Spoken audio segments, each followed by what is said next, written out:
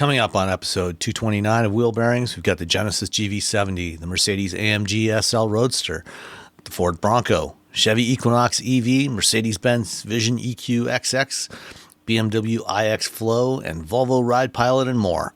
All that coming up next. Did you know you can support Wheel Bearings directly? Head to patreon.com/wheelbearingsmedia and you can become a patron today. Your contributions will help fund the platforms and tools we use to bring the podcast to you. And exclusives and improvements are already on the way thanks to your generosity. So if you want to be part of an automotive podcast like no other, head to patreon.com/wheelbearingsmedia.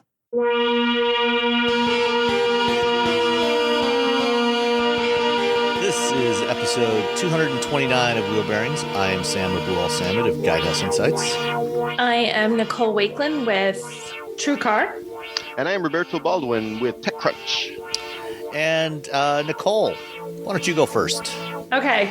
You always do that to me when I'm the least prepared, Sam. It's like you ask Robbie and I'm ready. You ask me and I'm like, oh, crud, I was still writing stuff down.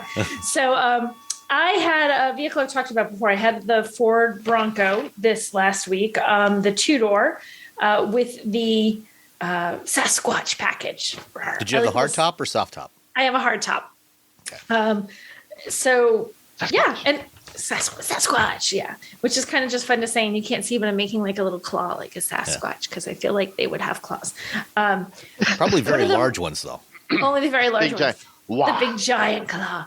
So one of the fun things about driving this, I've driven this before, like on media drives, but nobody has these yet. Like I haven't seen a Bronco in the wild, like a Ford Bronco anywhere yet. I just don't think anybody in our area has them.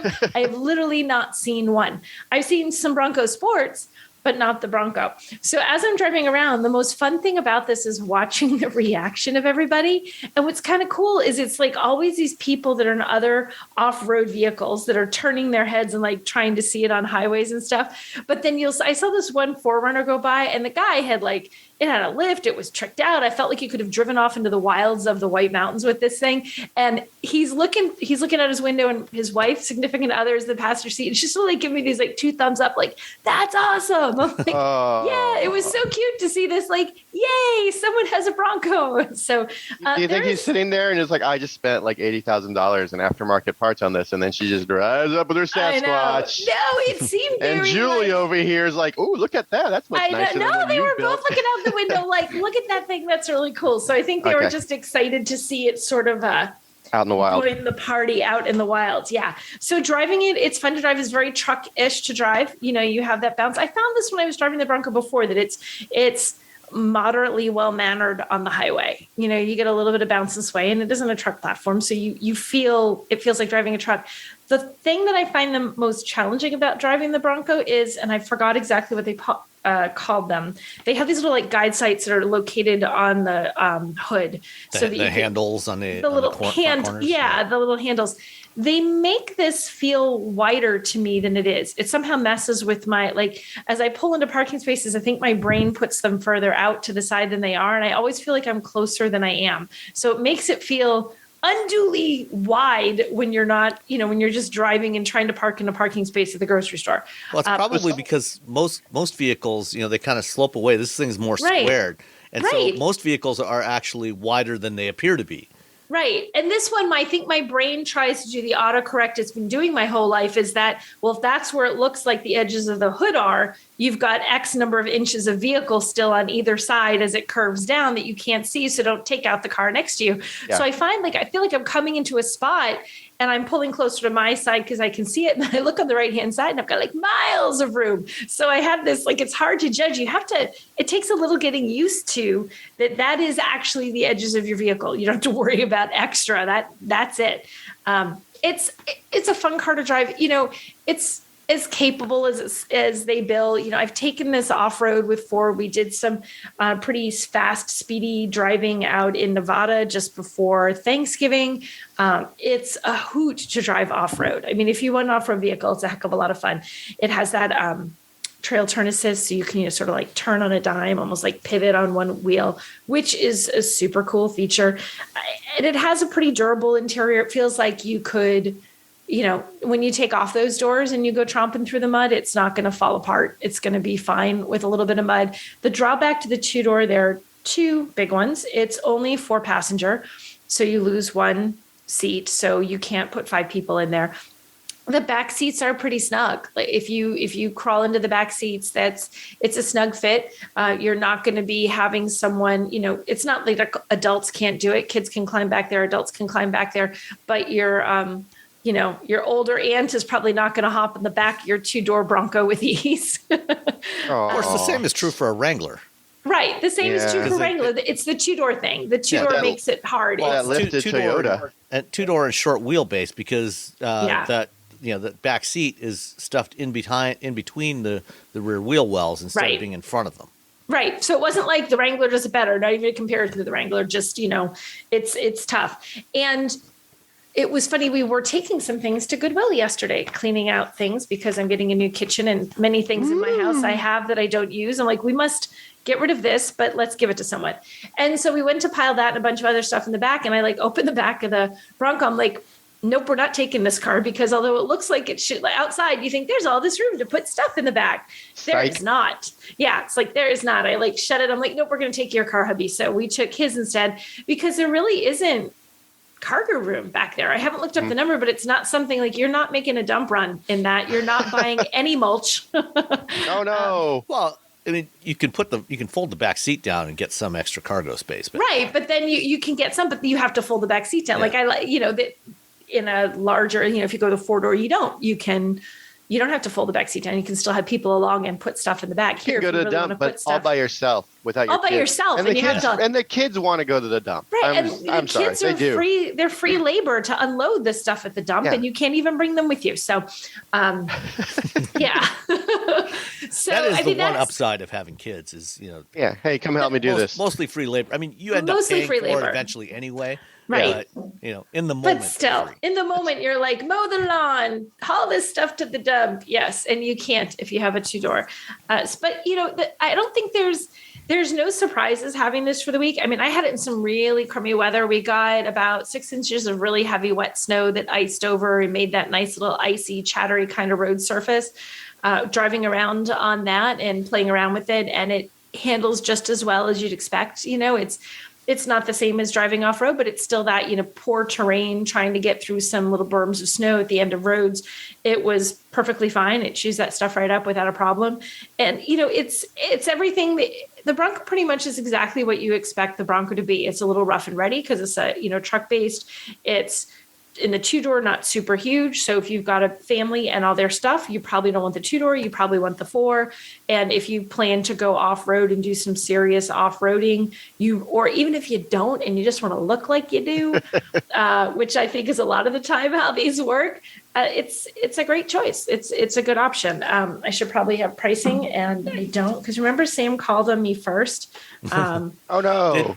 Did you and your husband take his Wrangler and the Bronco out to an ORV park and try them out head to head on? We didn't take them out to an ORV park, but we did take them out. So the day that it was horrible, crappy weather on the roads and the snow and the mess, we did take both of them out. Like pretty much, we rode in both of them together, and then in short order. So the roads are pretty much the same. They handle very similarly in bad weather, and I've driven obviously his Wrangler quite a bit off-road.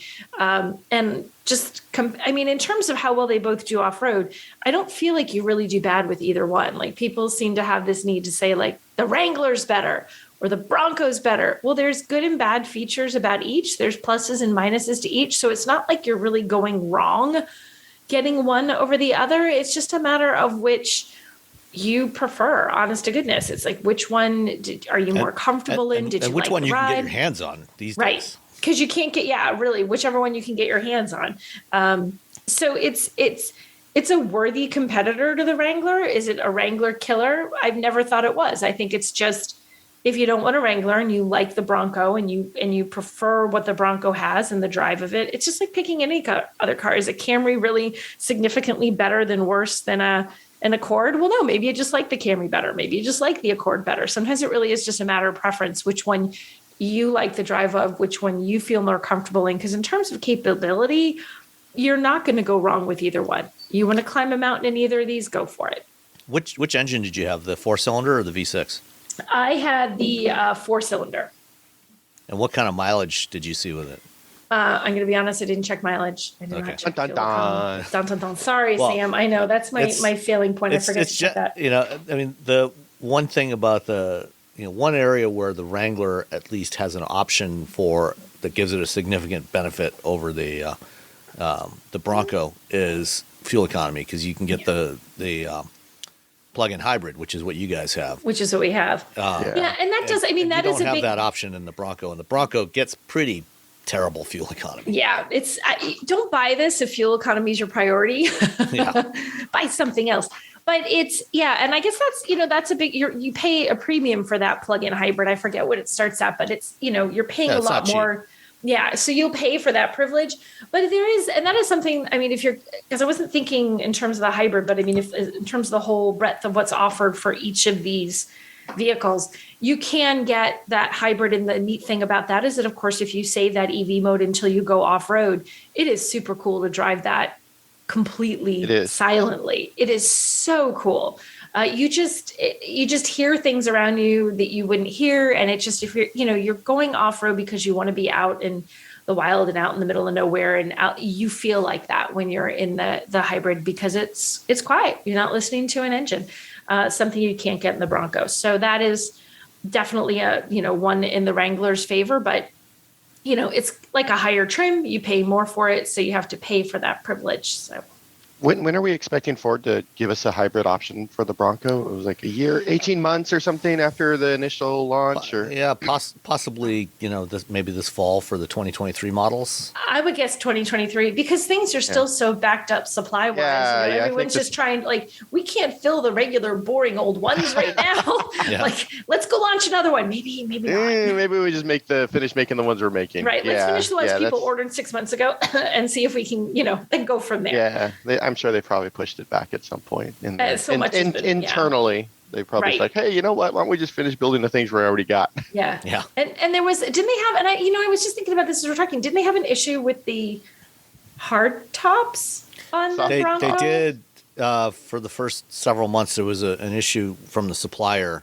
Right. With the finish, it wasn't a Ford issue. Yeah. Well, I mean, ultimately it's a Ford issue, but yeah, there was a problem with the finish on those. They have since fixed that issue, and they have gone back and replaced the hard tops on all the early ones.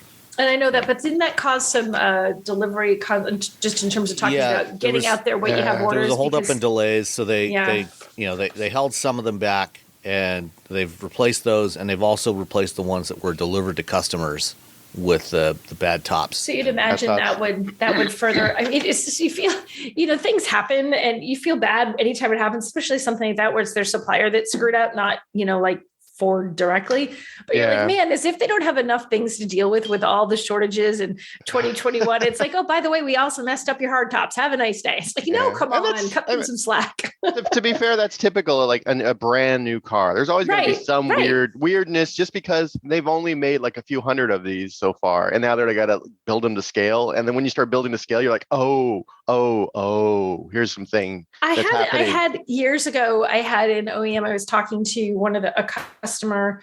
A consumer person, and she was talking about, the car. And I was like, oh, this is great. This would be fun. I could see myself getting one of these. And this person literally said, don't ever buy the first model year of any vehicle. I tell people that all the time. Yeah. And I remember the time I was really new. I'm like, why wouldn't you want to? And she's like, because we test them and we do all sorts of stuff to make sure they're right. And it's not like we send them out the door and going, hey, let's see what happens. But there's always something that happens that we think, we tested that 100 million times. And if we had just tested it 100 million and one, we'd have found this problem that now that it seems like every single consumer is hitting. So she's always wait a year. Well, go ahead, Robbie. I've said that enough that my wife tells people that. Really? Like, yeah, don't ever buy the first year or something. You don't ever want the first year. I'm like, of course, I don't follow my own advice. I'm like, I don't care. I want it now. Come on. Why would we do that? Part of the reason I asked which top you had, there was a story that popped up on the drive earlier this week about this a Bronco in northern Canada, and it was a soft top, and the guy went away for a week, and there was a blizzard, and there was when his wife went out and looked in the Bronco, and there was all the snow inside of it, where something appears to have not been properly latched, or holy was not cow, holding, those pictures, was not sealing properly. So yeah, I'll put the link in the show notes. But that is a lot of snow for just. I guess if it was really just blowing just right, it could have blown right. That's a blizzard, so it's coming sideways. It's coming sideways. Well, at you. Also, northern Canada, I just assume they're just always snowing. It just always looks like this. This is actually this picture was taken in April. No. Yeah, this is a January. This is a June picture. Yeah. Reading through it, it sounds like I guess there's something with the 4-door Broncos with the soft top. There's separate latches at the middle of the roof and at the front at the windshield header. Mm-hmm. And sometimes if you don't get them latched correctly, it can lead to leaking. And that might be what happened here. Wow. Oh. So that is a lot of snow in that car. That's like old Wrangler issues where like once you took the top off, the soft top of the old Wrangler, like trying to get it back on was just I was in Hawaii. I gave up once. I gave up once too. I was in Hawaii. I was trying to get it back one. on. Yeah, and I was like, I can't get this back. And literally, they were coming to pick it up, and I'm like, here, hope it doesn't rain. I can't get this back up. it rained on us. I opened it in Hawaii because I was like, let's do. It was our last Hawaii trip before my wife started school, and so we knew we weren't going to go on vacation for like 4 years. So we were like, let's go full tourist and get a Wrangler. So we got a Wrangler, and it was a soft top, and I was like, and I knew, but still I got it and we drove it, and then I opened the top and then I couldn't get it closed, and it started raining, and it's, we're in Kauai, which is like the wettest place in the world. We're up north, and it just started pouring and I couldn't get it closed. And I'm like, you know what? Forget it. We're just sitting here in the rain. And like an inch of water like filled up in the footwells, and I was like, oh well. Fortunately, in the Bronco, it does have drain like plugs in the floor. So it was fine, but it was also just like, whatever, open the door, splash it out with my foot. There we go. Let's go to dinner. Well, all I can think of it's going to be such a pain in the neck for them to try this out, because if you manage to get water in your car and it's summer, you can at least like leave it open and let the sun do its job. Yeah. But here, it's going to be warming up while you're sitting in it, and your butt is going to be soaking wet forever. Yep. Yeah, back in 2005 or so, when I was still working as an engineer at TRW, we were doing the brake system for the Pontiac Solstice, and they sent over a prototype to our shop, to our garage, and it was in the garage, and some of us were looking over it, and we made the mistake of putting the top down on the Solstice, and then we decided to try to put the top back up. Oh no! And the Solstice looks great with the top down, but putting the top up on the top mechanism on that thing was just such a horrendous mess that we finally gave up after about half an hour. You're like, done, not doing it. Yeah, this was a group of engineers. It's like, I don't know how they did it, but yeah, I feel like that's not a good sign. Engineers are like, oh, I'm looking at this. This doesn't make any sense. I do miss the. It was kind of a pain, but also it was very simple when we had the Del Sol, because it just slipped into, it was like a T-top, and you just turned like two handles and clunked. And then when you took it out, there was a carrier in the trunk, and you stuck it in the trunk. Oh, that's you still had that was a nice. But you also had to carry this big giant roof all the time. Yeah, it wasn't that heavy, but it was still awkward if you weren't like a tall, big person who had long arms. And you are tall, because I still remember standing next to you for the first time and going, wow, he really is tall. I wasn't lying. You weren't lying. He's a giant, people. I'm a tall. All right. Speaking of open-top vehicles, Mr. Baldwin, I think you drove something too like that. I did exactly, I think a month ago.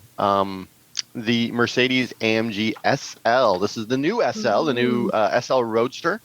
It is. I actually did a ride along in the vehicle. Oh gosh, months ago, with some back in August or so. Yeah, with an engineer, and we talked about what they were trying to accomplish with this vehicle. It was to make it lighter, to make it more responsive, to make it more. To make it more like an SL, like a proper SL, like this sports Roadster, the sports car Roadster. And so finally I get to drive it, and they have accomplished. They have done what they said they wanted to do, and it's AMG, and it's AMG only. You cannot get the SL outside of an AMG. If you want if you want something that I guess is there are two variants. There's the SL55 and the SL63. So if you're like looking for one and you're like, well, I don't want all this power, just get the 55. But yeah, no, in either vehicle, and I think most people should just get the 55. You don't need the insane power of the 63. But that said, it is a really nice, fun car to drive. I can see a lot of people purchasing it and probably just keeping it in comfort mode the entire time, because they're just going to be driving around town. This is very much an LA vehicle. We drove it around. Where did we drive from? From Orange County to Palm Springs, which was exactly what you would do with an AMG SL, with a Mercedes SL Roadster. Unfortunately, it was raining, and then it got super, super foggy, and I had to slow down like 20 miles an hour. But that said, it's comfortable. It's got a ton of power. It's well mounted, Mercedes power. So it's not like, it's not herky jerky. It's very smooth. They're trying to make sure that it still has that luxury and comfort of a Mercedes-Benz. And for the most part, they did that in comfort mode, but it's not an S-Class. It's not an E-Class. It's still, it's still a Roadster. It's still an SL. And so, you still have it's not nearly as nice or as nice and smooth as those vehicles when you're driving around. But I feel like you kind of give that up when you again, an AMG, which I think there's probably people who would be happy to have it without the AMG. They don't need all that speed. They just want the convertible. But I think it's a low numbers vehicle. I don't think they're going to sell S-Class or C-Class or E-Class numbers on this thing. But for people who do buy it, they're going to really enjoy it. It's the first all-wheel drive. It's 4MATIC plus SL. So you got that going for you. The 55 has 469 horsepower and 516 pound-feet of torque, which is more than adequate. If you demand speed, the 63 has 577 horsepower and 590 pound-feet of torque, and both of those have a handcrafted AMG 4-liter V8 biturbo. So you get the little engine and you get someone's signature on it, Hans or Phil or whoever built it. Tom. Let's go with Tom. That's a nice German name, Tom. Tomas, yeah. Tomas. You get just Tom. Tomas's or Tom, just Tom. Just Tom. Peter. Who built it? Tom. Peter. Yeah. So you get you get that cool saying. It's comfortable. It's fun because it has a because they know the top's going to be down, and if you've ever driven a vehicle with the top down, you know that probably with the Jeep or with the Bronco or with the Miata, sometimes the sun will glare on the screen. Sometimes. I don't think it's that. It's not on the windshield or on the screens in the car. On the screens, on the displays, on the touch screens. So sometimes you're driving like, oh, I can't really see what's going on for a little bit. So to fix this, Mercedes has made the touchscreen infotainment display. It tilts. It tilts forward and back. So you can tilt it at a different angle. So you can tilt it at a different angle in order to see better. You push a little button. It's like it's like you don't just actually tilt it. It's power tilt. Of course, it's powered. You're not be expected to do this yourself. Either that, or you could just watch the road and the world around you, and forget about the screen, and Well, and I was going to say, that's crazy talk. If you need directions, but then the directions can be on the center console as well in the dash cluster as well. But it tilts 12 to 32 degrees, so it's 12 and then it goes up to 32, and then my dog barks. She's very excited about 32 degrees of tilt. And then they have like a little cover for the dash cluster. So I guess they're really thinking about that. It has the shoulder vents. So if you decide you want the top down, but it's cold out, you can get the shoulder vent, so it keeps your shoulders nice and warm in your neck, which is just. Yeah, Mercedes has had that for a while on it. Yeah, on their. I remember. We tried it on the S-Class convertible once, and I was like, ooh, my wife's like, this is just too much. No. It's a Mercedes. There is no such thing as too much. There is no such thing as too much. And it has all-wheel. It also has all-wheel steering, which is nice. I'm a big fan, especially after spending about a week with the EQS and that thing, and driving with all-wheel steering with a large car. I'm like, all right, everything should have all-wheel steering. That's the law. Anything big should have all-wheel steering. And so whenever you see those big trucks, those big EV trucks, and they're like, "Oh, this is all-wheel steering," you're just like, "Oh, all right." No, you're gonna be so excited when you pull into Target in your lifted Rivian R1T or your Silverado EV, your Silverado EV, or your Hummer EV, especially your the Hummer F-150 Lightning. Your F-150. You're gonna be so excited when you're like, "Oh, look at that." I didn't get fuel economy because you're driving like a bat out of hell. It was a drive program, so I haven't. If you're driving an SL, who cares? Yeah, no one's. You don't care. You just don't care. You don't care. That's not a. I should buy an SL. We don't have pricing, but it's going to be a lot. Yeah, pricing a lot is the. It's probably going to be like $130, I'm guessing, for the 5.5, and then for the 55, and then probably more. But overall, no, I really liked it. It's. I had an opportunity to drive the 57 SL300 Roadster, and there's this glamour that comes with that vehicle. There's this golden age Hollywood drove the 300 SL Roadster, and I can see that happening again with this vehicle. I think it has the design, everything about it is very like, this is beautiful but not overstated. It's not a Lamborghini. It's not a Ferrari. It's very much for the more glamorous of the Hollywood set. It's the George Clooney's. It's not the It's the George Clooney's, not the Kim Kardashians. Yes, yeah, it's the George Clooney. It's not the Kim Kardashian. Thank you. I was trying to think of. I was trying to think of someone who would be an opposite. I know it's a woman, but I'm like, that's about as opposite as I could come up with. Yeah, the Kardashians. I mean, the Kardashians have a history of buying just like really large, outrageous vehicles. Crazy, outrageous things. So Kardashians would drive around in like a gold wrapped Hummer. Yes. While George Clooney would drive around in an SL. Yes, yes, I think that is a fair assumption. A gold wrapped Hummer with like the logo would be embellished with actual diamonds. Who cares if they fall off while you're driving? Yeah, that's right. Exactly. No, well, I mean, just get more. You just get more. You go to your diamond supply in your closet in a little bin that you have. Stick a few more on there. Your little diamond supply. Like most people keep buttons, a couple of those extra buttons that come with your shirt. Right. It's just a pile of diamonds if you're a Kardashian. My diamond sack. This is my diamond sack. This is my diamond supply. Yeah. So yeah, no, it's I really liked it. I also drove the EQS, AMG EQS, which there's always during that drive program. And there's always the concern that what's going to happen is you're going to take a very comfortable, luxurious charge car and kind of mess it up by making it performance. But when you're in comfort mode, it's great. And I got to drive it in the snow because for some reason it was cold and snowy up while we were driving. It was a bad day for convertibles. But yeah, no, and it had that EQS, the AMG EQS had summer tires on it. Ooh. Oh, but it was all-wheel drive. It's got that 10 degree. Oh no, it's 9 degrees of rear steering because of bigger tires. Instead of 10 degrees like the regular EQS. It was fine.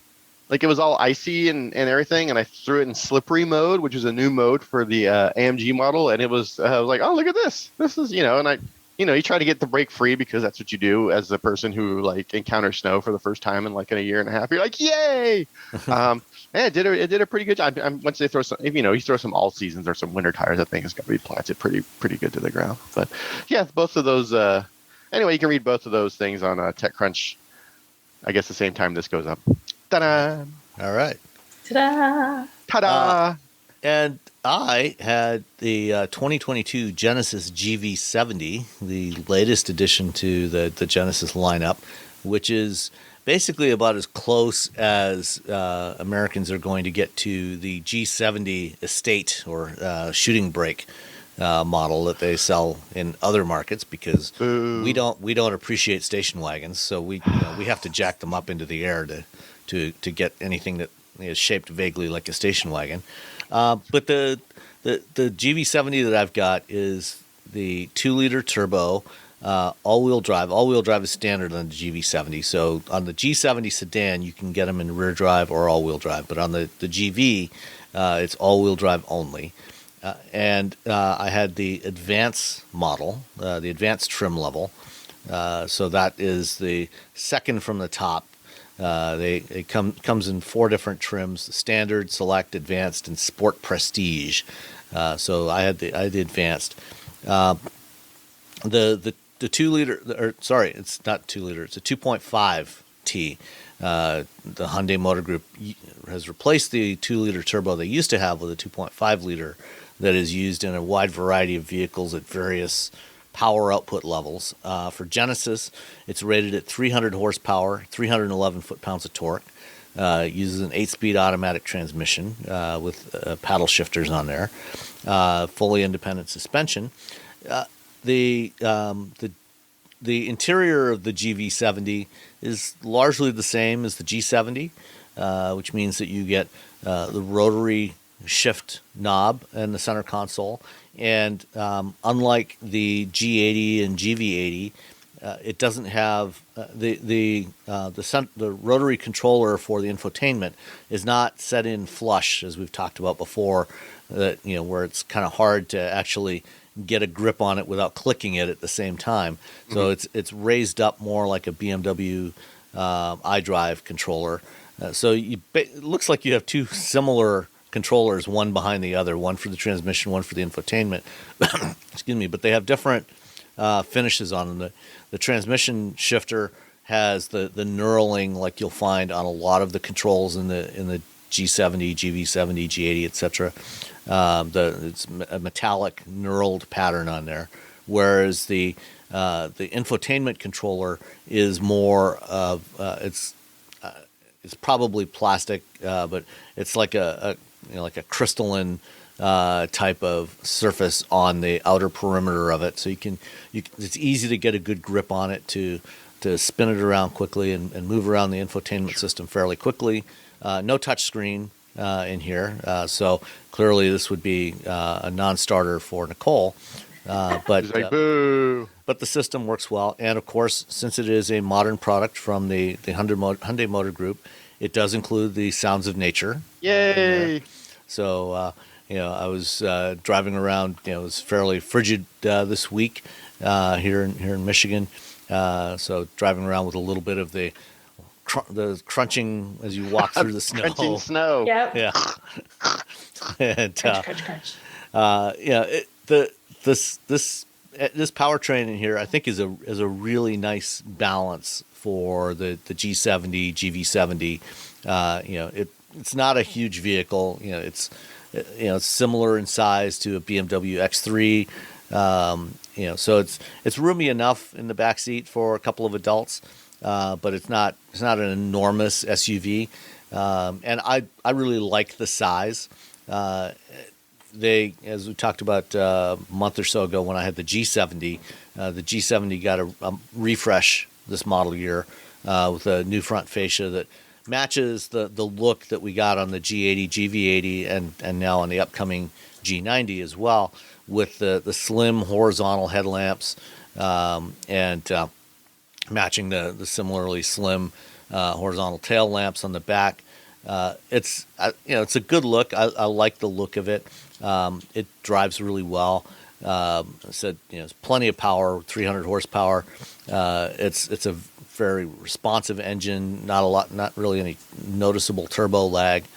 The fuel it's rated at 22 city, 28 highway for fuel economy, 24. I think I've been getting around 21 because it's been cold and I've been having a little fun with this thing. So it's fine. No complaints there. The standard GV70 starts at $41,500 before the delivery charge, and the one as I drove it for the advanced model, including the $1,045 delivery charge, came to $50,695. And I think in the segment against the likes of an X3, GLC, Mercedes GLC, Audi Q5. I think it's a really really competitive product and pretty decent value as we've come to expect from Genesis and the rest of the group brands. Like I said, it's got fairly comfortable ride. It's also got particularly when you put it in sport mode, decent steering feedback, very responsive. It's a good size, so it's easy to park. You don't need four-wheel steering on a vehicle this size. You can get it into parking spaces really easily, get them out. It would be cool though. Just doing it would circles, cool. Teeny tiny circles. Yeah. It's got the full suite of driver assist features, including adaptive cruise control, Hyundai's highway drive assist for lane centering. It does have support for. It's got a wireless charger, Android Auto and CarPlay, but not wireless. So you do have to plug in your phone or just use it with Bluetooth. One interesting detail on that's included in the comfort and convenience on this thing. A lot of modern cars you can set up multiple driver profiles. They're usually tied to your key fob, and so you or your partner, you each have your own key fob. You get in the car, and it can be set to to automatically set your mirrors, set your preferences for the audio system, set the seat in the right position as you walk up to the driver's door. All that stuff will adjust. But you can also set profiles in the infotainment system on this thing. And there's a little fingerprint scanner on the dashboard. So if you want to switch profiles or change your profile settings, it'll ask you, if you set it up, and I tried this, put your finger on the fingerprint scanner, and then it'll change. You can change profiles. And that actually did it work? It worked quite reliably, yeah. Yay! So that was good. Wow. Yeah. It's just like using a fingerprint scanner on your phone or on your computer. That never worked well for me. I felt like when you had a little fingerprint thing back on the iPhone back in the day, I was forever like, it is my finger. Dang it. Like, open my phone. Well, it's my finger. Maybe your fingerprints are just worn off. I know. I guess that's it. On my phone, on my all the crimes. Pro, I have it set up for both of my thumbs, and my right thumb rarely ever registers correctly, but my left thumb works every time. So it just has to be only if you lose your left thumb, you're in trouble. Is that? Yeah, clearly, I must have worn off most of the little whorls and stuff on my right thumb. I don't know what the deal is. So yeah, as compact premium crossovers go, I think this is a really nice one. It's got a distinct look. It looks a little different from what you find from the Germans or from the Japanese premium brands. It's got good performance, and it's a not unreasonable price. I'm a Genesis fan. Even without the touchscreen, I'm still a Genesis fan. I think even without beautiful. the touchscreen. I know, right? And that says something. And it's got to be a great vehicle, right? If I like it even without a touchscreen, that's the. I just think I think that I like. It's the same reason I like Hyundai vehicles. They deliver a lot of content for a price that's unexpected. You feel like you should be paying more than you do. And like Genesis is a luxury brand. You're paying luxury prices, but you're still paying less for comparable luxury than you would with some other brands. It's striking and it looks different, and unique. And I feel I'm a fan. Thumbs up. Yeah. And on the one I've got, which is in this really dark blue, the chrome trim strips around the side glass and everything. I think the way they've done it, when you look at it, it stands out. You've probably seen, the sketches done by designers where it does, it's a sketch that's not in full detail, but just some basic lines of the profile, kind of calligraphy style lines. And that's what this looks like, in reality. Standing there looking at it, that's what those chrome strips really stand out that way. Yeah. And I really like that look. Yeah, I think it looks good. I like it. All right. Excuse me. Well, let's get into some of what's been going on this week. last week we talked about a couple of the vehicles that were being introduced at CES, the Chevy Silverado EV and the Chrysler Airflow concept, which is going to be a production vehicle coming up. But since then, we, of course, CES has come and gone.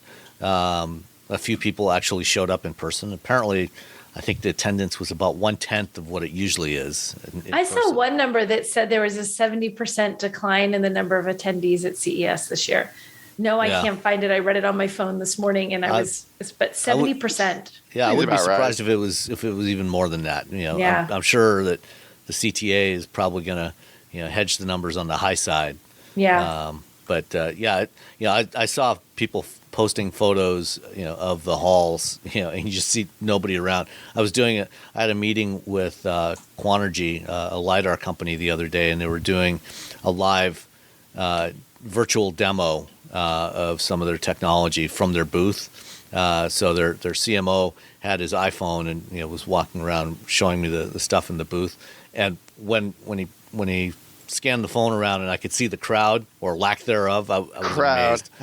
It's like it was not many people there. So hopefully those that showed up don't end up getting sick, because there was plenty of room for social distancing there. But it's the perfect CES. I think if every CES was like that, I think people would be less. Because even regular CES, you're like, oh my God, there's so many people here. And a lot of people will go and they're very, they make sure that they always have hand sanitizer whenever they would shake anyone's hands. This is pre-COVID. This is just like, because people would come home and they'd have the flu or they'd have something else, because you're just in contact with so many people and you're next to so many people for an entire week. And it doesn't help that you're not sleeping very well and you're eating bad food, the entire time. It just wrecks your body. It's like when those people climb Mount Everest, except for tech people. It's the Mount Everest of tech. Like you can only be above like 80,000 meters for like so long, or you just die. Yeah, like the death zone. That's CES. Like you can only be there for 5 days. After that, it's like your body starts to collapse upon itself. Yeah, I usually limit it to 4 days. Yeah, see, that's smart. Yeah. But this year I wasn't there in person at all, but I still had all of my meetings, so that was good.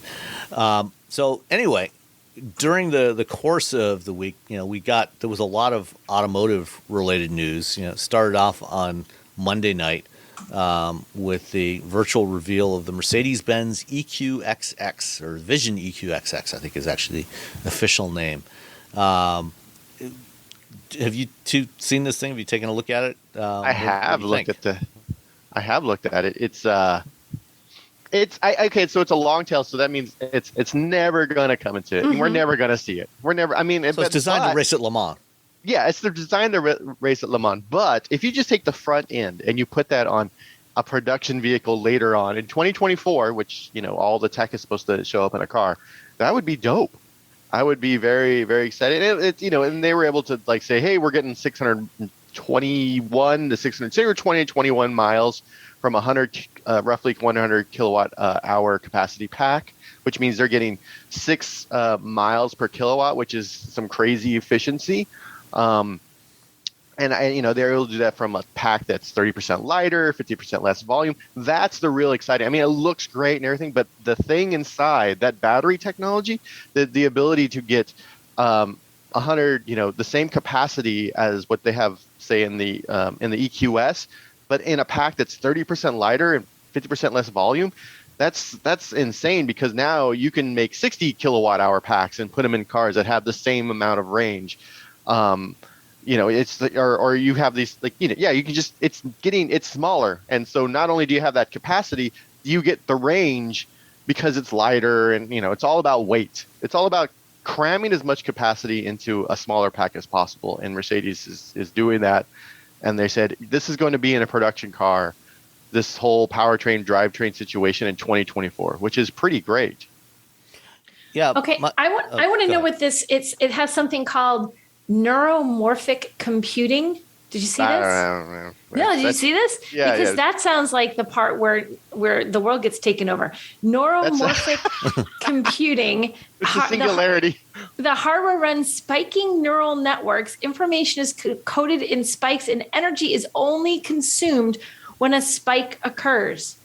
And it's in its infancy. Okay, do you want neuromorphic computing? I feel like the car should that makes me think of the guy from the the movie with Skynet in it. Why can't I think of the name Terminator. of the movie? Terminator. When the Terminator's like the silver guy and he morphs my hand is now a knife. My hand is a gun. I'm now this person. It sounds cool, but it's more like your your TV where it's only getting energy if the LEDs are black, they're not an using OLED. it. An OLED panel. An OLED panel. When it's black, it's not using any energy. I know. And when it's lit up, it is using energy. It's essentially that, except for computer. It sounds really cool. It sounds so cool though. It makes sense because we're going to use less energy. But when you kind of it's like your OLED in your house. You're like, It has the capacity to radically reduce the energy needs to run AI technology. I don't know what involves AI technology, Roberto. I'm still not sure. We don't have Skynet coming, but whatever. Oh, AI is like mobility. It's just a buzzword you throw on everything now. I know. It does sound cool. You put neuromorphic computing for your AI technology. I'll buy it. Sure. We're using nifty. Blockchain. It's my understanding that this thing is actually a compact, so it's much smaller than the EQS. Sounds like it's more like the size, and looks, from the photos, it looks more like the size of a CLA as opposed to an E-Class or an S-Class, which makes it even more impressive that they got that much battery into it, 100 kilowatt hours of battery. And I was talking to somebody else the other day, and it sounds like what they've done with the battery in this thing, in order to fit that much capacity into this car, they've gone to a structural pack design or a cell to pack design. So most EV batteries today, if you open up the pack, you'll find a bunch of modules, so a bunch of boxes in there that are basically smaller batteries. So each module might have 24 cells in it, and you might have 20 modules in there, 24 modules, however many modules. And, the problem, that having a modular design like that makes it easier to service. If you have a bad cell somewhere, you can take out a module and just replace a module and put it back in the car. But, what manufacturers have been finding is that for the most part, the batteries are more reliable than they thought they were going to be a few years ago.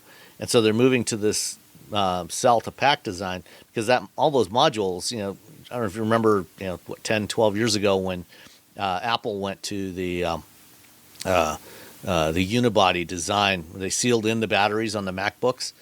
Part of the reason they did that, if you look at an older laptop that has a removable battery, you've got packaging around the battery, you've got a structure in the bottom of the computer itself. That's all taking up volume that you can't put more cell in there. So going to a structural pack design like this, getting rid of all that volume, you can get about 30% more capacity in the same size battery pack, and that's what they did here.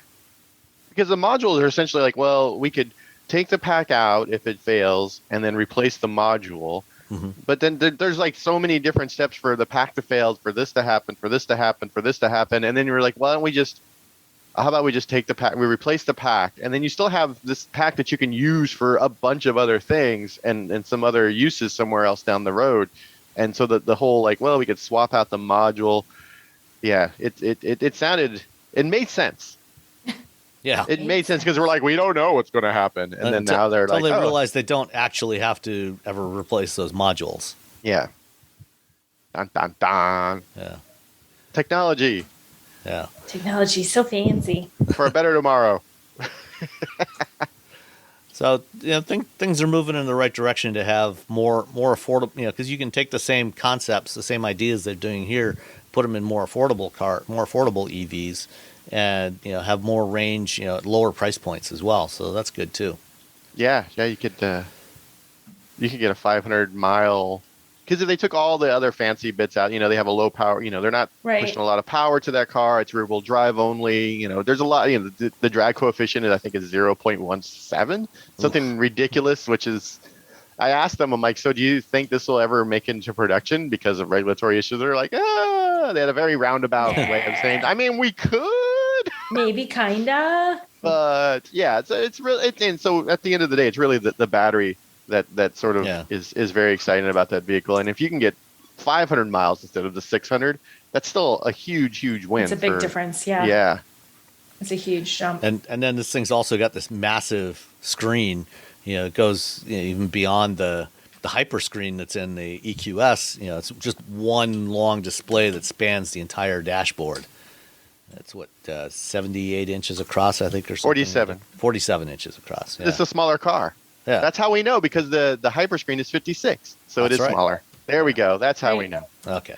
That's look at us. Look at us doing math. Ooh, doing math like engineering people. Doing simple math. I was writing about this car, and I had to write. I was trying to, the Teslas, their efficiencies are pretty good. So I was trying to figure out what is the miles per kilowatt for the currently available Teslas, the Model 3 standard long range. The long range plus is gone. I don't know what happened to that thing. And it was really just a simple matter of, because EPA will show you how many miles it'll do or how many kilowatts it'll use in 100 miles. That's how the EPA shows it, which is sort of confusing. And I was trying to figure out what the math problem, what was the formula? And it turns out, no, you just 26 divided by 100. That was it. Yeah. But I spent 15 minutes trying to figure out You're okay, hold on. What's it's got to be this really complex problem. And then finally I'm like, it's actually easier than you think. I'm an idiot. Basic math. I got this. I didn't become a writer to do math. That's why we have Sam on the show. That's right. Sam, get your slide rule out. Get your graphing calculator out. We also had another German EV concept that showed up. This one's actually based on a production vehicle, the BMW iX, which you've driven, Roberto. But this is a slightly different variant of the iX. It's called the BMW iX Flow. Ugh. Sorry.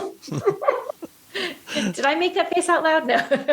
Yes, you did. No, because it's okay. So the thing is, the Flow is that it features e-ink, so it changes color. You can change it from black to white, and all the shades from black to white that cover the spectrum of gray. So it's black, right? And I'm like, I get it. We were talking about this before the show,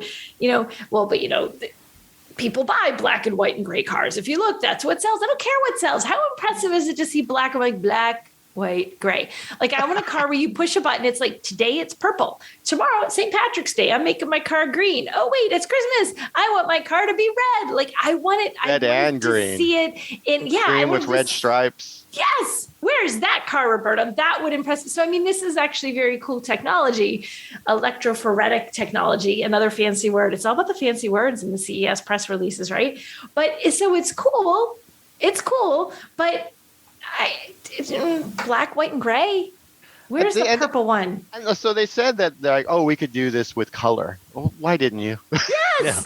Yes. Because I feel like it would have been more impactful. You look at this. It would have been harder. It would have been way harder for them to do it. Right. But wouldn't it have been super a lot cool? cooler. Wouldn't you have loved to have taken a video of it going from purple to green to that would have looked cool here? It's even red. 4 colors, just 4 colors. Yeah. Well, technically there's 8,000 shades of gray that you could do, right? But one other actual color, beyond 8,000 shades. 8,000 shades. Forget 50. 8,000. 8,000 shades of. I'm sorry. Go on. The regular production iX, I'm looking at the configurator right now on BMWUSA.com.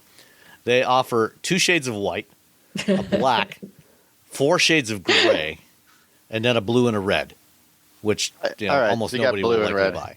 Well, then why can't we have had, what did you just list out? I want to see those on my BMW iX Flow featuring e-ink. Where are those colors? Should have been purple, pink, blue. No, it should have been green. Skittles colors, supercar colors. Catch bright the rainbow. Orange, bright purple, bright green, yellow that blinds your retinas. Yeah, that's what I wanted to see. We demand gay glow. What this technology is actually going to be used for? Not this. So they can. It's going to be when you go to buy a Kindle off of Amazon, you can buy it the Kindle with ads or whatever. So when you're when you're not reading, when it's off, it shows you an ad. And as soon as you turn it on to read, it goes to whatever page you were on in your book. This is going to be, you'll be able to get a subsidized version of the iX that runs ads. Oh, finally. So you get a couple of $1,000s off, and they'll use the e-ink to change up the ads all the time on your car. On the outside, like on the side door, so your IX will drive by, and it will say like buy pizza. Programmatic advertising on the side of your car, that changes dynamically based on where you are and what you're doing. And during the .com bubble, there was a company that would pay you like $400 to wrap your car. Like you just do a vinyl wrap on your car with ads, and then like you had like a little screen on top. That was pretty. I mean, it was the early 2000s. And my friend was like, "Whoa!" But you had to like drive a lot. It was and we didn't. I mean, we lived in San Francisco. We went to school in San Francisco. We worked in San Francisco. So we just took the bus everywhere. It didn't make any sense to drive a lot. That would not work for you. You're like, well, I'm just going to drive everywhere in my car, and then have to pay for parking and have to deal with that. No, I'm just going to sit in the bus. The bus is way easier. You live in the city, just take the bus. But I mean, you could do that. And then of course, you'll also, if you were to have a car that actually was covered in e-ink, you'd always have to be the guy that parks out in the remote corner of the parking lot, because you get a door ding on one of these e-ink panels, now all of a sudden it's shattered. It's going to be terrible. It's like it looks like like an explosion in a comic book. All right. On the more affordable spectrum of EVs, we talked last week about the Silverado EV, but during the GM keynote address that they did, where they introduced the Silverado, they had one of those Steve Jobsian one more thing, and they gave us they gave us the first preview of the new Chevy Equinox EV, which is coming in the fall of 2023, and actually of all the EVs we've seen from GM, it seems to me that this is the one that's actually the most important, the most relevant to the most people, because this thing is apparently going to start at $30,000 sticker price.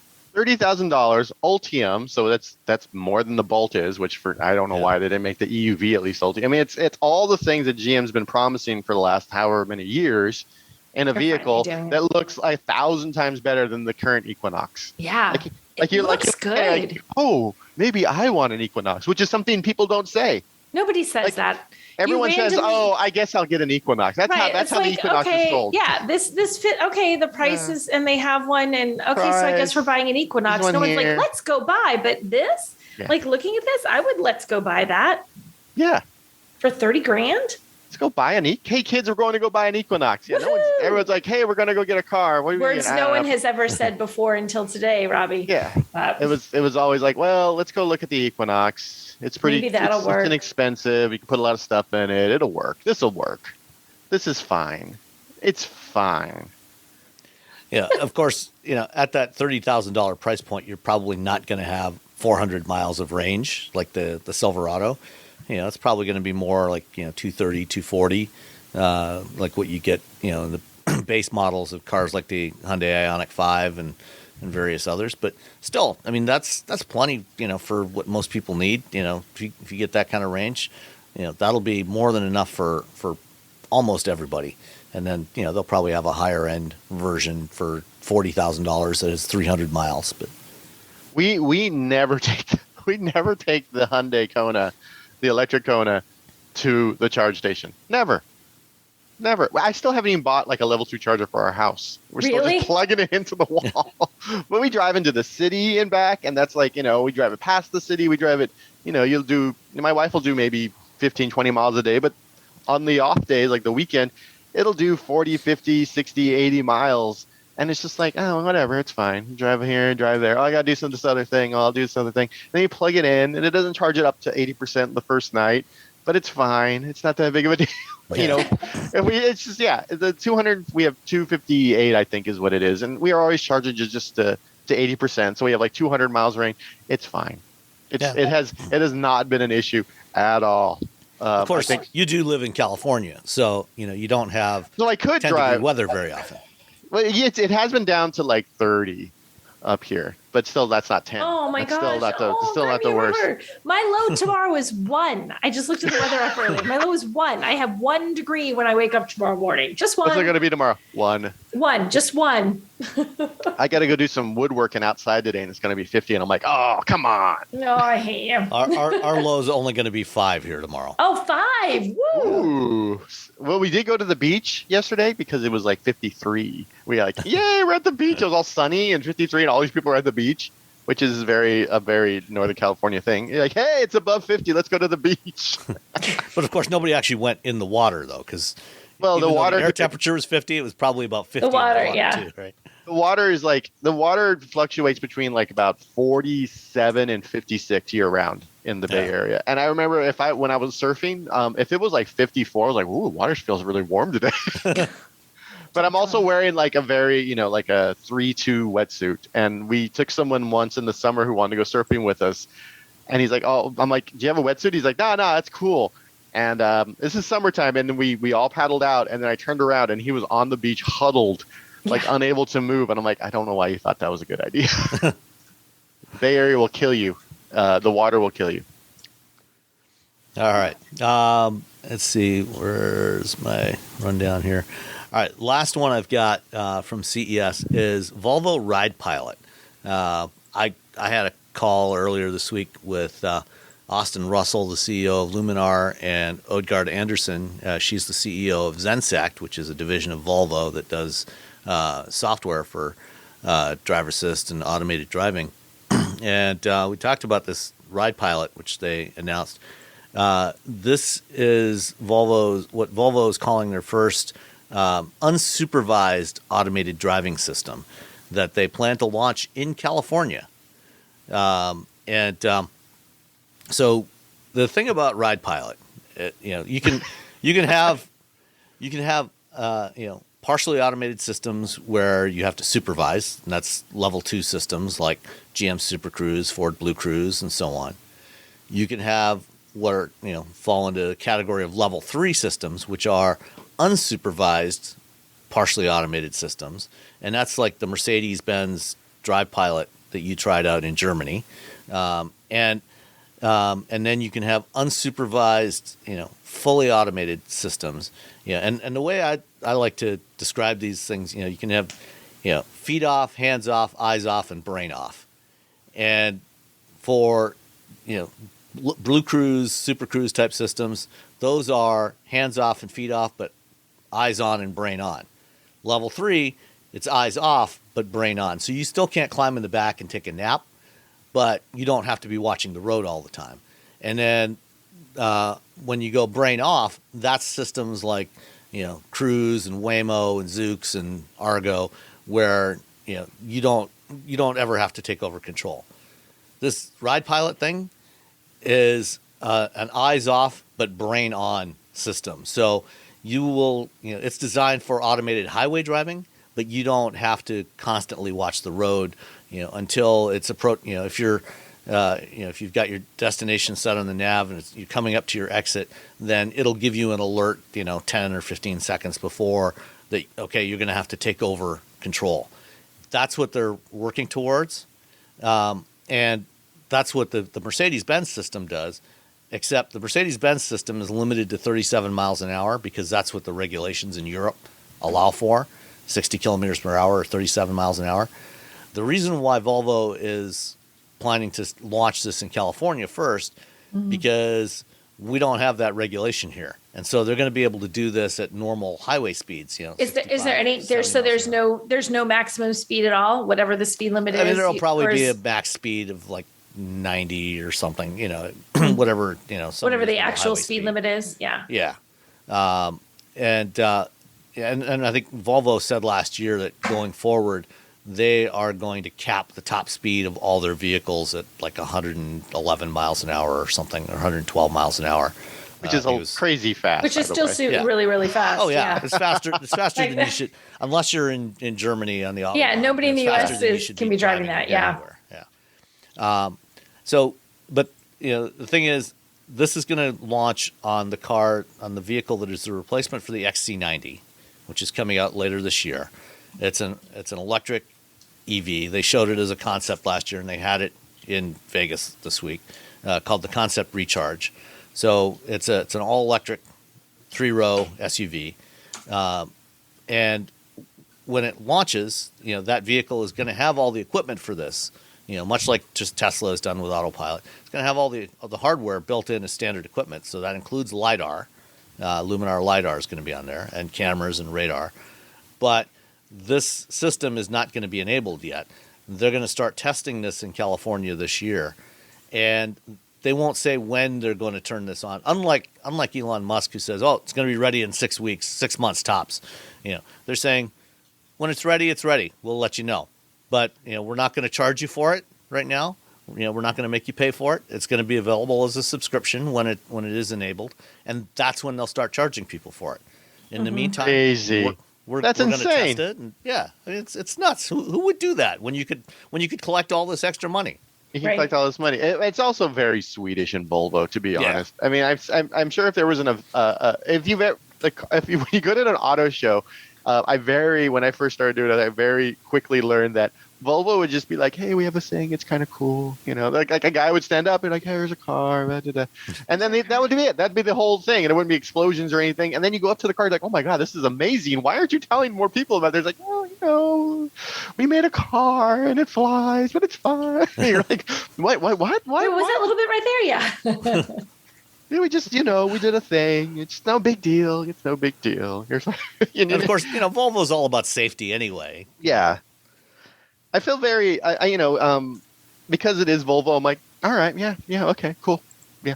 Because they have that whole, like their whole, everything about them is wrapped up in their history of safety. So they are not going to put that at risk in order to rush anything like this into market. They're going to be like super careful. It's really true. Like if you're nervous about any kind of sort of autonomous tech, regardless of where it is, level 1, level 2, level 3, you hear it's coming from Volvo and you're like, well, those guys are the safety car. Like they're the safe guys. So if they think it's safe, well, it's good enough for Volvo. If it's good enough for Volvo, like if Volvo says yes, it's like, oh, Dodge says it, forget it. But Volvo, they do lend a certain credence to it.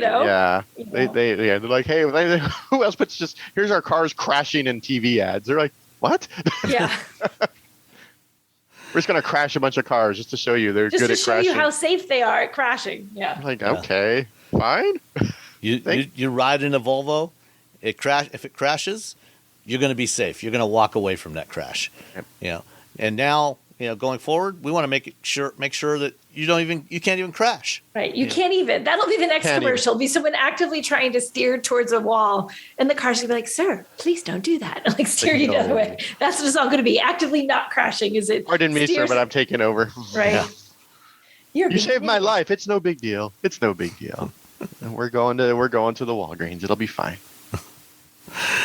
All right. Let's answer some listener questions. We've got a bunch of them this week. First one from Tom Prosima. Okay, I've OD'd on EV news. Anything on the 2022 Audi A4, S5, A5, S5 models? Is there anything? No, I don't think there is anything new for the 22s. I think they're just carrying over. No, next question. No. They're going to be EVs, Tom? No, I'm just kidding. Yeah, they get these EV versions. Wait, let us get a press release. We can talk about that. Hold on. I think the new A4 and S5 and so on, I think that they're probably going to be next year sometime. Maybe they might be revealed this year, but for right now, for the model year 22s, they're just carryover. Brent Barenhausen, this is not actually a question so much as he posted on Twitter. Posted a picture of the cup holders on the carts at Target. Look like a Wrangler grill. I'm pulling up the image now because I didn't pull up the image earlier. Let's see. Look at it. Wait. Absolutely right. Holy crap. There you go. 1, 2, 3, 4, 5, 6, 7, 8. 8 slots, so there's no copyright. They didn't want to get sued by they don't want to get sued. They don't want to be Mahindra issue. 5. Yeah. Oh my or God. Hummer. Oh, that's all I'm going to say. Oh, yeah. Also, Bryn, that's a lovely little rainbow fleece thingy you've got in your cart there. I approve of that's cute. Adorable. Yeah. Next one from Brianna Wu. What other Amazon technologies besides e-ink would make poor car features. So we talked about the e-ink on the iX Flow. Anything else from Amazon that you think would be bad on a car? That Amazon makes. A lot of cars have Alexa voice services built in now. Yeah, I don't want to be ordering things in my car. I feel like unless I guess if you're reordering stuff, you're like, hey Alexa, reorder soap, and then it just does that. Like, remember the little buttons that they used to have? You just push a button around your house when you're out of like laundry soap, and it would just automatically, like, that seems okay. But when you're like, Alexa, tell me 5 things about now I'm sorry everybody, I just screwed up everyone's Alexa in their house. I apologize. I just realized what I was doing. Amazon. I always called it Alice. I had a developer talk to me about it, and they said they call what you said Alice, and they call the Apple version Sarah. So it was Alice and Sarah, so that they could avoid when they were having conversations about making it go sometimes off. Sometimes I think those seem a little too close, and sometimes I think they would probably recognize those. Maybe just call it Madam A. Madam A. That sounds very terribly formal, Sam. Madam A. Amazon saying, tell me if I need to order batteries, and it gives you like a rundown of batteries, and now your brain is thinking about the different batteries that are available. Yeah, I don't want that in my car. I also don't want people doing podcasts and saying the wake words of other stuff. I apologize, everyone, for that. Yeah. Have either of you tried things like Fire TV or any of the other Amazon technologies that are in some vehicles? I haven't tried Fire TV, and I haven't tried the Amazon Auto thing either. I know that's out. I was supposed to get one for review, and then I don't know what happened. It was like every once in a while people are like, yeah, we're going to send you this thing, or hey, this car's going to show up, and then it just doesn't. And you end up being so busy that you kind of forget about it for 6 months. You're like, oh, hey, what happened to that thing that was supposed to come in? And then, maybe I made them mad with a tweet. Who knows? What did you say? What thing did you say? Yeah, I don't know. The Jeeps have Fire TV built. The Wagoneer and the Grand Cherokee have Fire TV built in for the rear seat entertainment system. And I think actually for the if you get the passenger screen on those, you can also watch Fire TV on those. Watch Amazon Prime Video shows and things like that. Cool. You can watch whatever's on Amazon. Yeah. Stuff. There's some good stuff there. There is. I watch Amazon Prime TV a lot. Video Prime, whatever it's called now. All right. Next up. Of course, there's The Expanse. Oh, yeah, The Expanse. I got to start rewatching it because I watched the first season, and then I don't know what happened. I got, life, and I feel like I have to go back, rewatch the first season because now they have all the seasons, etc. There's one episode left. This week is the final episode. Is that the final? That's also my power move is that I wait, like I started watching Insecure and I watched the first episode and I stopped. I'm like, okay, you know what? I'm going to wait till this is done and then I'm going to watch them all at once because I really liked it. I was all in discovery mode for a while and I just finished that. It was very disappointing. So maybe I'll move on to Expanse and it'll be better. It has to be better. Anything's better. Oh, wow. Yeah. The Expanse is fantastic. All right. Next up from Surtur. What's this about Toyota and solid-state batteries? Are they fast charging? Do you need $1 billion factory to make them? As far as the $1 billion factory, yes. You definitely need $1 billion. I mean, unless you want to make one or two. I mean, if you want to make every factory is $1 billion factory. If you're making Pokemon, it's going to be $1 billion factory. Yeah. If you're making solid-state batteries, $1 billion. Yeah, any batteries, you're looking 1 to 2, depending on your volume, $1 to $2 billion at a minimum. For a battery plant. As far as, Toyota's, like a lot of companies, has been working on solid-state batteries for a long time. We're probably going to start seeing some, hit production vehicles in about the 2025, 2026 timeframe. That seems to be the general consensus. They should be able to charge faster. But of course that also depends on the charger you use. But they should be able to charge faster, more safely than current generation lithium-ion batteries. So that's the dream is the solid state because it charges quicker. It's like you get the 5-minute quick charge. It's safer. And then, it's just right now they only last like about 100 charges or 1,000 charges or something. But if they can figure that out, it's like Toyota and Samsung are the two big players right now who are doing it. There's a bunch of there's 5,000 startups that have been doing it forever. But I feel like once the big guys get into it, you're like, okay, because they're just going to eat up all those startups who are doing good work. Yeah, I mean, there's QuantumScape, which is working with Volkswagen, Solid Power, which is working with BMW and Ford. SES is working with GM, and there's some others out there as well. Factorial Energy, I think they just got a partnership deal with Hyundai, if I recall. They got an investment from somebody. But all right, Adam J says more realistic, useful auto announcement amidst lots of vaporware and moonshots, as to be expected at CES. After all, I like GM going for a $30,000 starting price Equinox EV, which we talked about already, and next generation Android Automotive with the latest Qualcomm tech. That may get me to consider a Polestar 3. So yeah, we didn't talk about this. Qualcomm had a bunch of announcements this week with their Snapdragon Ride platform, which is for ADAS and automated driving. And GM is using that for their Ultra Cruise, as well as for an updated version of Super Cruise that's launching with the Cadillac Lyriq this spring. And then they also talked about their updated infotainment chips that are they're one of numerous companies that's using them is Volvo for the Polestar 3 and the aforementioned XC90 replacement, which is on the same platform. And they're incorporating a bunch more stuff with Android Automotive. Qualcomm is working with Volvo on that implementation on there. In fact, Volvo, I think just this week or last week, also announced that they're going to start enabling YouTube on their vehicles that have their current Android Automotive system on there, so that when you're charging, you can watch YouTube videos. So. No Netflix or other video streaming yet, but you will be able to start with YouTube, and they're going to have a bunch of other stuff that they're putting in the next generation vehicles. You can watch Stop Making Sense on YouTube. It's like cut up, but you can watch. Oh, really? the talking heads, and then, you can watch our. I'm sure I have 10-minute segments. Yeah, I have a YouTube channel. Do either of you have a YouTube channel? Yeah. There you go. So you can watch videos that Robbie makes, and Roberto Baldwin. Just go to YouTube and search up Roberto Baldwin. There you go. Okay, and Nicole, do you have one? Nicole, do you have a YouTube channel? I don't. I did for one thing a million years ago. And just say you do, and then go out and get it after this podcast, and that way when people I do. Yeah, by the time I get this posted, you'll have it. I'll have a YouTube channel. 50 videos, all of you just pointing at cars. That's essentially all I do. Is they stand on video and be like, "Look at this car," and then I say things. That's my video. Perfect. Daisy Sirius asks, "Hi, Wheel Bearings. I have a question. What's the best way to buy a car in 2022? Walk into a dealership? Are any of these online car buying things reputable?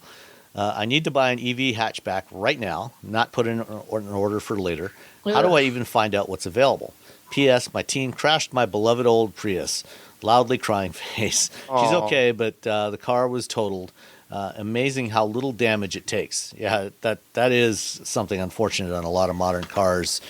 What would seem like a relatively minor crash can bend and break a lot of stuff under the skin that would be very expensive to replace. So any thoughts from either of you on best way to buy a car right now? A new car?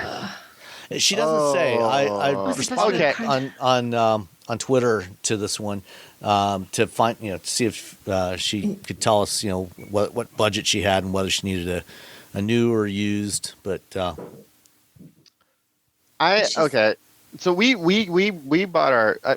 She's looking for like a little EV hatchback, which essentially they're all crossovers, really. I mean, we have our Kona electric. We really like it. It's a good car. It's a car that just happens to be an EV.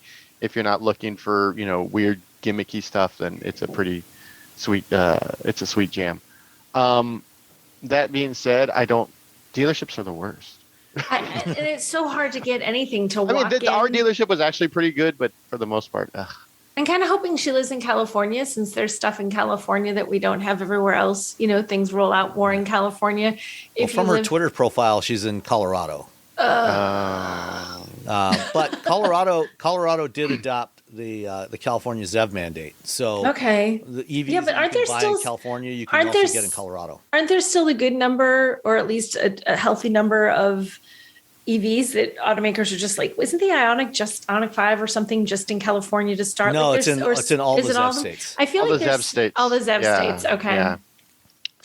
I don't know. You can get a Chevy Bolt from like Costco for like a nickel. Like once they start selling them again, you can get a Chevy Bolt. Yeah, from Costco for a nickel. If California, I used for a few years, I used a startup called Shift.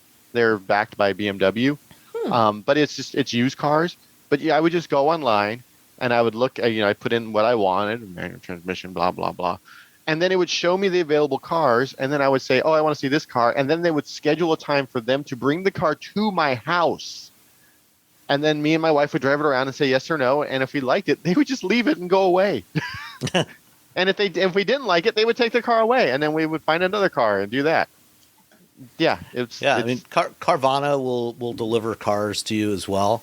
I think a lot depends on if you're looking for a new or a used car. If you're looking for something new, one of the things that has happened over the last few years is every new car dealer has a website, and almost all of them now will show you all of their available inventory, so you can search through what they have available on the lot.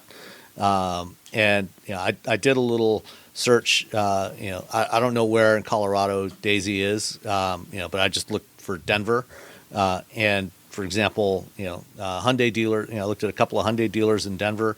They've got inventory of Kona EVs, and also one of them also had some Ioniq EVs, Ioniq 5s, the new one. If you're looking for something a little more affordable that's new, there's also the Nissan Leaf, which starts at $30,000, and you can still get the tax incentive on that. The Bolt. If you're looking for something, if you're interested in something used, there's a bunch of options. You can get used Leafs, Bolts, and i3s, BMW i3s. I don't know how much range she needs. That's also an option. And the Hyundai or the Kia Niro EV is also another good option as well if you're looking for something in that size. Yeah, that is a good one. It's got lower. It's got more rear. If you have kids, if you see it more rear. What's it called? Space for your legs. Leg room. Kona. Cane room. Leg room. Room for your legs. Leg room than the. It's the same car, but it's got more leg room than the. It's got Kona the same EV. Battery, same motor and everything, just longer wheelbase. Yeah. So you get a little more cargo space, a little more leg room in the back. So that's another really good option. Yeah. And there's also the VW ID4 is another one that's in that same kind of similar size class. You probably don't want to wait for the Subaru Solterra or BZ4X. She needs one right now. Her car is totaled, so yeah. Yeah. So there's a bunch of options out there. But what I would do is if you're looking new or if you're looking used, go and you can check out the inventory that's available online before you go to a dealer. And if you find something, then make arrangements to get a test drive. A lot of dealers now, like you experienced with Shift, will actually bring the car to you for a test drive. So that helps as well. Carvana, you can do the whole thing online. Although I've heard a lot of mixed reviews with Carvana with that experience. Because you don't drive the car; they just bring you a used car, which I'm like, Because I remember I wrote an article about Shift when a long time ago, and Carvana's like, yeah, we're the same thing. I'm like, but you're not. Like, you don't bring me the car until I buy it. Yeah. And now I'm stuck with the car. I think they do supposedly have a 7-day return policy from Carvana. Yeah. But I've heard some stories that people have had a hard time with that. So there's. It's tough. It's tough buying anything, but you can. So at least for shopping around, you can use sites like Auto Trader, which Nicole writes for. I think on occasion. I think on occasion I've done some stuff, but for the Carvana thing, I too have heard mixed results. But you know what? I'm just trying to think compared to the normal dealer experience. I don't know that I've heard worse results from Carvana, or is it just kind of on par with? You know what I mean? Yeah, Like I mean, different, at least different problems, but at least still different like problems. at least a equally- dealer, a local dealer, you can go and look Yell at at the car, somebody. take it for a Yeah, test that's drive. true. But I mean, in terms of people like, oh, it wasn't what I expected, or returning it, or the challenges, or that kind of thing. Yeah. I don't know that it's better, but I don't know that it's worse either. It's certainly a more, at least for the buying process, I think, something like Carvana's, less friction. Yeah. And, not having to deal with salespeople Yeah. is a big plus for a lot of people, I think. That's true. We were fortunate when we bought the Kona. The dealer was actually really cool. But it also, my wife immediately told him what I do for a living. So, Which makes a huge difference. yeah. I'm not going to pull the wool over these people. Yeah, and there was one thing that they kept trying to sell us. I'm all no. And Like, I'd no. And I'm like, what is this? What is this markup? Also markups, like just say no to the markup. Oh, just say, yeah, I'm not going to absolutely. buy this. If any dealer that's insisting on especially on a new car, on a markup, just walk away. There's other stuff out there. Yeah. Yeah, I'm going to tweet something about a local dealership that has a $15,000 markup on a BRZ right now. Ooh. $15,000 markup on a $30,000 car. 15, 1-5, comma, I guess they think they're going to sell it. 0. But that's the scary thing. If they're doing that, then they actually are like, no, we can sell it and do this. Like, someone's buying that. This is the problem. I did a couple of media interviews this week. I think I did one for Reuters and somebody else as well, talking about this. With the prices and the markups. And the challenge, is that these dealers, when you're buying from a dealer or anybody else for that matter, they own the vehicles, and it's a free market economy, and it's all supply and demand. You've got limited supply right now, and there's a lot of demand, and there's it may be it's I think it's unethical. Yeah, I think it's unfair to consumers to be charging to try and put these huge markups, especially on new models that are in high demand, like Broncos, the F-150 Lightning, things like the BRZ. It's unfair to consumers, but it's not illegal. They can charge. It's just like you sell your house. You can ask any price you want for your house. If it's too high, people won't buy it. Right. But somebody out there might buy it, and I hate it. And if a dealer ever, if I was shopping for a car and a dealer had a market adjustment, that was more than a few dollars, I would just walk away, go somewhere else. I know someone who had a $10,000 market adjustment markup to their Bronco that they ordered. Remember when you ordered you ordered your car, and then they're like, okay, now it's $10,000. And then what did they do? Did they pay it, or did they ended up talking them down to I think $3,500. Yeah. Which is still too much. But you're like, okay, I've been waiting for my Bronco and waiting for my Bronco, because you've been waiting forever. And they've kind of got you. When you do place an order with a dealer, read the paperwork you're signing. Make sure that there's no loopholes in there that say the dealer can add an additional markup on there. If you don't, otherwise, especially in this market, you could end up getting hosed. If there's any concern, put something in there stipulating this is the price I'm going to pay. And if the dealer won't agree that whatever the sticker price is what you're going to pay, don't give them any money. Just walk away. It's not worth it. There's no car out there that's worth it. Don't have FOMO, about this stuff. Just walk away. You don't have to be the first one on your block with a Bronco or any other, fun new vehicle. Just wait.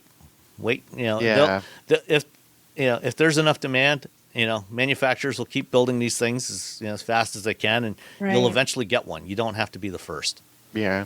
Don't encourage these guys. Exactly. Yeah. If you can avoid encouraging that stuff, don't do it. Yeah. Yeah. All right. Michael Sim asks, I would love your thoughts on where the automotive industry is going, with every manufacturer basically making a skateboard platform containing the batteries, suspension, and electric motors while merely changing the top hat. VW has MEB, GM has Ultium. As I've written before, I think Fisker has a viable plan to market an EV because they're utilizing a version of the Magna Steer skateboard for their Ocean SUV. I think Sony is doing the same thing with their prototype Vision vehicles. Who knows what Sony is actually doing. Sony doesn't know what they're doing. Yeah.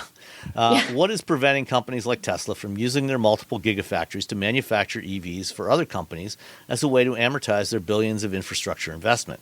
Elon Musk has said that his technology is open to others. Why doesn't a small EV company skip building a factory and not recreate the wheel, so to speak? The average driver won't know the difference between batteries from Tesla, CATL, Panasonic, etc. Electric motors are likewise pretty homogeneous in feel. Heck, we even homogenize ICE vehicles with every manufacturer making a 2-liter i4 turbo already. GM and Honda are already in a collaboration that helps Honda skip years of development and cost for EVs. Is it hubris, pride that prevent these small upstarts from working with a larger company, or are they just trying to milk money from investors? Thanks. Keep up the great work. I think Fisker's doing the right thing. I don't think Tesla would be able to help anybody at this point. They just can't. I mean, right now, if you order I just had someone send me a message like, "Yeah, we ordered a Tesla. It's supposed to be here February. Now it's August, right? Or June. I don't know. It's months later. It's become it's like a thing that Tesla does that. And if you're going to buy a Tesla, you sort of know that going in, and you either accept it or you don't buy a Tesla. But it's certainly not something that, aside from the current shortages of cars, that other automakers will tolerate as a rule. Like, they don't want to be like, oh, I know we told you you'd have your new whatever Bronco in March, but you're not going to see it till next December. They're not going to do that because they can't reliably get batteries from someone. Yeah, Tesla actually has done this before. They had a deal with Toyota, and they provided the batteries and powertrain for the RAV4 EV back in like 2011, 12, 13. Toyota eventually canceled that deal because they had a very hard time working with Tesla. They are a very difficult company to work with, whether you are, a customer, buying components from them for your EVs, or a supplier providing components to Tesla to build their vehicles. I've heard a lot of horror stories from a lot of suppliers over the years about their dealings with Tesla. Similarly, Daimler had a deal with them. They were using Tesla batteries and motors for electric versions of the Smart for a while, and I think also for the B class. They no longer do that. I think it all. We see large manufacturers doing deals like this to share platforms. In addition, you mentioned GM and Honda. Ford, for a couple of European market EVs, is using the VW MEB platform. They have a partnership with them. But you're right that there's not a huge amount of difference, between the batteries and motors and stuff from different manufacturers. There's a lot of similarity. It depends. Once you get up to scale, then it makes sense to do your own once you're building enough, rather than buying from somebody else. So, if you're, building, a few thousand vehicles, you buy from somebody else. If you're building hundreds of thousands to millions of vehicles, you might as well do it yourself, because you're not going to save any money through a partnership. Yeah. I think it's the GM Honda, the Ultium platform is there. Volkswagen is very open that they're like, hey, anyone wants to use MEB platform, we'll do it if you as long as you pay us. Which is, we thought we were going to get the ID buggy. We were so close. We were so close to getting the ID buggy. Right there. It was right there, and then it was like, oh, yeah, now we don't. Well, VW did announce they're finally going to reveal the production version of the ID Buzz in beginning of March. I'm very excited. Yeah. I wrote a whole thing about how I'm excited and how it's a different. What did I say? Oh, I said it's a different vehicle. It's a different world compared to when it was unveiled. When it was unveiled, we were like, as a concept, we were all very excited because nostalgia and a bug and a microbus. And now, as a EV van, you still have the nostalgia issue, but now we have van life and people who, because of the pandemic, who want to, they want to travel and do things, and they realize that they can do that in a vehicle. And I think it's going to help VW. So people who wanted it before were like, hey, I'll get it before. But now there's a whole other audience that's probably looking at this thing when it gets unveiled in March. All right. Last one from... Oh, did you have something else? I was just going to say ID Buggy one more time. ID Buggy. It was fun. I get to drive it at Pebble. I was so excited. I'm so sad. I'm sure somebody... if VW doesn't build it, I'm sure somebody will. That was the plan. Like some other company was going to build it, but I think it didn't work. I don't know. Yeah. Somebody will come along and do it. Fingers crossed. From Justin Risky. I wanted to write you all to ask you a question about user replaceable lights on newer vehicles. Since listening to your podcast and hearing about your positive review of the Hyundai Palisade and seeing how many others approve of it and the Telluride, I've decided to order one for myself. Hopefully within the next 4 months, I will be the proud owner of a 2022 Calligraphy. That's the top trim level of the Palisade. Seeing as how everything seems to be going LED, which I'm a personal fan of, I cannot help but wonder, are the days of being able to go to an auto parts store and buy replacement bulbs for your vehicle a thing of the past? I have this fear that instead of buying a replacement bulb costing me $20, I'm going to be forking out hundreds of dollars on an entire assembly if any one of the little LEDs that go out, go out. I know LEDs are supposed to last for a really long time, but I'm also seeing other modern vehicles with entire DRLs, daytime running lamps, and other lights already burnt out. Do you think that user repairability is over? I'm curious as to what you three think about this. Thank you for the great podcast to help me get through my workday each week. So I actually have I put replacement LED headlamps on my Miata.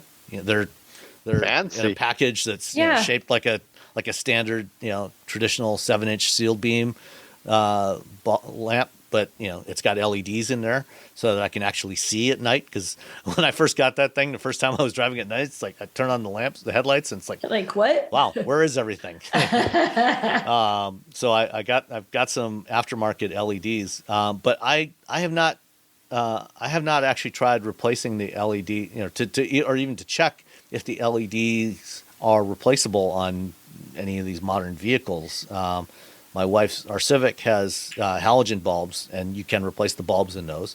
I don't know. I would assume. I mean, it's probably dumb to make an assumption, but you might be able to replace an LED module in there. You can. I mean, I know you could. The headlights. Weirdly, I'm writing a gigantic story about headlight bulbs for CNET, and was just Googling LEDs and changing your halogen lights in your car to LED lights, and there are a mind-boggling number of options out there. So based purely on just looking up this information over the last few days personally for this article, there's a lot of them out there. So, I mean, maybe someday it'll go away, but especially for headlights anyway right now. And like Sam was saying, you can convert your halogens to LEDs because the light is better and clearer and brighter and goes further and goes wider, lasts longer than a halogen bulb.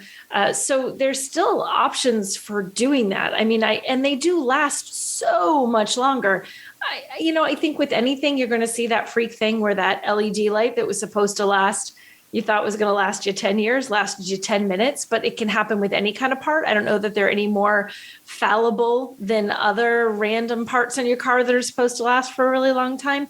Maybe at some point, but I think people, if you start to find out, like with a lot of things, if you're doing research on your car and you're a do-it-yourselfer, you can find stories where people talk about how easy it is or is not to do common maintenance things on cars. And I think if, manufacturers make it increasingly difficult for people to do things, the manufacturers that make it easy will find the do-it-yourselfers gravitating towards those. That's a selling feature. You want to be able to change your light bulb, your $20 bulb, without having to take it into the dealer and spend an hour and a half of labor to have them take things apart and do it for you. So I don't think it's going to go anywhere. I think it's got a ways before we hit a point where those things aren't easily replaceable by most consumers.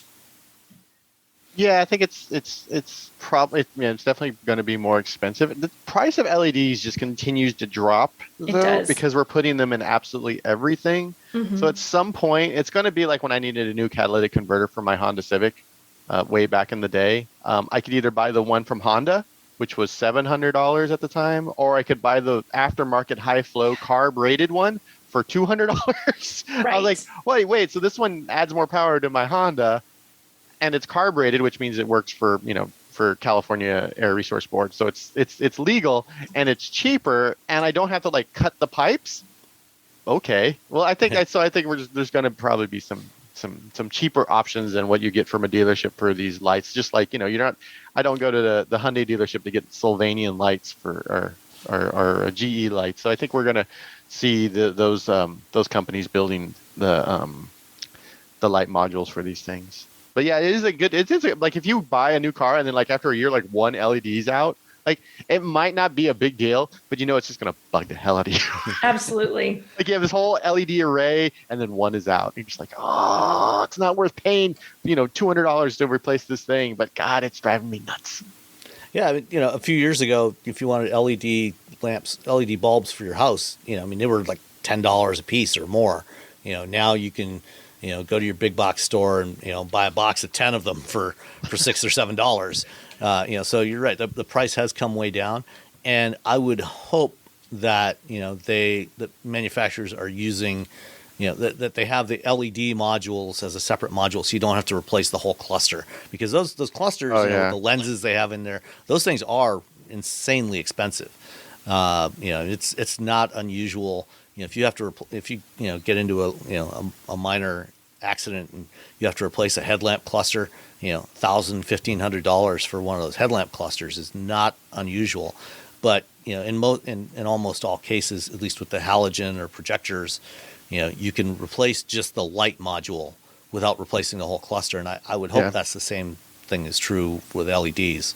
But I'll look into that and we'll get back to you next time. I think the ones with the light signature, when you turn on your car and like a bunch of crazy stuff happens, like the Audis and the the high ends, those are going to be expensive because those are all individually adjustable LEDs. So you have a completely different board on there. Whereas the ones that just turn off and on when you hit the brake light, I think those are going to be much cheaper because it's just, it's essentially just off, on. Yeah. All right. That's all we've got for this week. Thanks everybody for listening, and we will talk to you next time. Bye.